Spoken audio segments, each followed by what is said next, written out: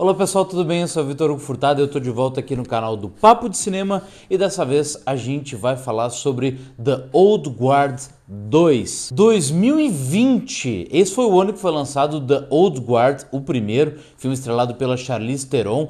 Eu me lembro que na época foi um filme que foi bem recebido, é um filme de ação bem justo, né? Um filme interessante, um filme que na época gerou seu burburinho, né? Muito também por conta do hype, né? Por toda tudo que a gente sabe, né? Da Charlize Theron, confia no trabalho dela. E olha só, a mesma distância que a gente estava naquela época para Mad Max Estrada da Fúria, a gente está agora, 2015, 2020, 2025.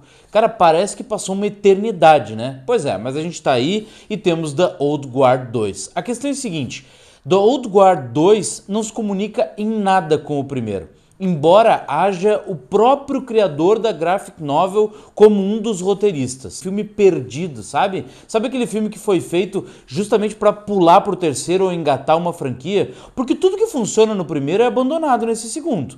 Aquele primeiro tinha muita ação, tinha essa questão misteriosa da imortalidade, né? Não tem muita explicação de por que a personagem da Andy, né, da Charlize Theron e dos outros personagens ali, do Luca Marinelli, do Matthias Schoenaerts, não tem muita explicação de por que eles são imortais. E isso é muito legal. Eu lembro muito de filmes, por exemplo, de zumbi, né? Os melhores filmes de zumbi não explicam por que eles são zumbi. Ah, porque que um vírus fugiu, tomou conta das pessoas. Ah, porque fizeram testes em macacos e tal. Cara, só coloca os zumbis. Assim é a mesma coisa. Cara, só coloca esses imortais. Não explica de onde eles vieram. Não explica por que eles são imortais e por que alguns, inclusive, deixam de ser imortais em algum momento. Só joga isso pro espectador, que é a melhor coisa que pode se fazer. Quando tu quer explicar demais, é porque tu não tem história para contar. Então, como eu disse, no primeiro filme, nós tínhamos muitas cenas de ação, nós tínhamos desenvolvimento de personagens. Agora, nesse segundo, a gente não tem a ação do primeiro, a gente não tem os personagens mais desenvolvidos em relação ao primeiro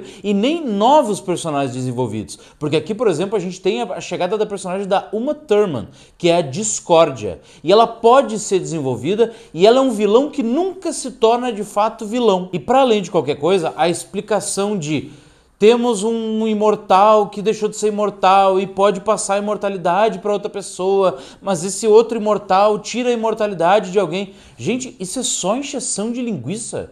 Isso não conta história alguma. Eu sou obrigado aqui a conversar com vocês sobre a questão da personagem que foi jogada lá no mar no primeiro filme.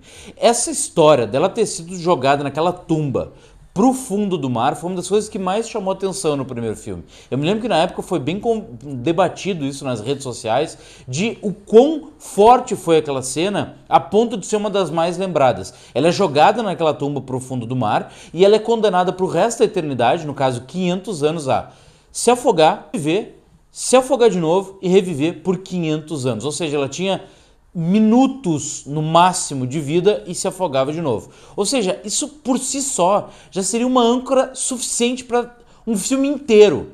Mas nesse segundo filme quase não é aproveitado isso. E essa personagem que volta, enfim, dessa condenação horrenda, ela se cura talvez muito fácil, muito mais fácil do que poderia desse problema gigantesco. E uma outra coisa que eu sim vou ser o chato, eu posso parecer aquele cara que vai dizer assim, nossa, mas o cara vai se apegar a essa coisa datada. Sim, eu vou me apegar. Tanto no primeiro filme quanto no segundo filme, eu não engulo aquela questão de, gente, as expedições marinhas ao fundo do mar um pouco mais sofisticadas começaram na metade dos anos 1900. Ali pelos anos 50 já tinha um pouco mais. O Titanic foi descoberto como um todo em 1985. E tu vai dizer que a personagem da Andy desistiu com tanta facilidade assim?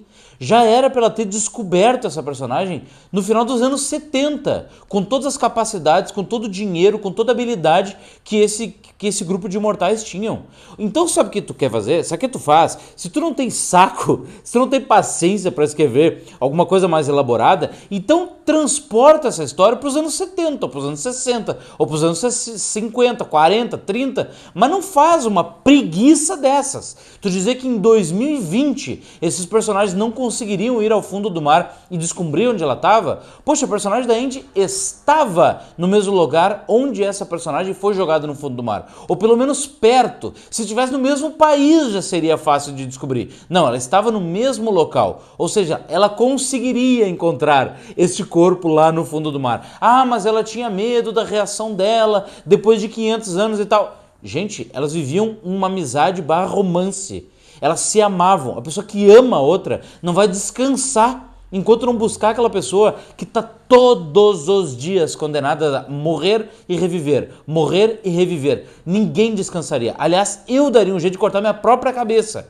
E ela não faz isso. Então, é muito esforço que a gente tem que ter também para ter empatia em relação a essa personagem da Andy. E que seria mais fácil se fosse lá nos anos 20, nos anos 30, onde ela não teria tecnologia suficiente para descobrir essa mulher que estava lá no fundo do mar. The Old Guard 2 esquece da ação, esquece do desenvolvimento dos personagens e se prende demais na explicação entre ganhar imortalidade, perder imortalidade, por que temos imortalidade. É um filme que não se encontra. Ele não termina porque ele também não começa. É um filme que não tem nada. The Old Guard, o primeiro, 2020, é aquele nota 6 que passa batido, beleza, um bom filme de ação. O 2 é horrível. É um dos piores filmes feitos esse ano, feitos e lançados pela Netflix esse ano. E sim, ele é reflexo de muitos problemas que aconteceram nesses últimos 5 anos. Greve dos roteiristas, incêndio na Cinecittà, um dos locais onde foi rodado o filme, e também várias mudanças de estratégia da Netflix. Mas então sabe o que faz? Dados tantos problemas, engaveta o filme e não traz nunca mais. Se é pra trazer uma porcaria dessa,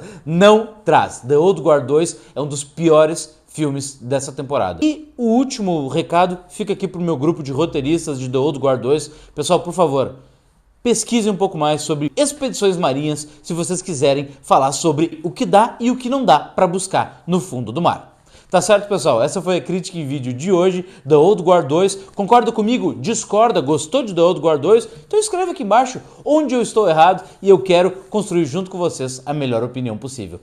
Beijo e até o próximo vídeo.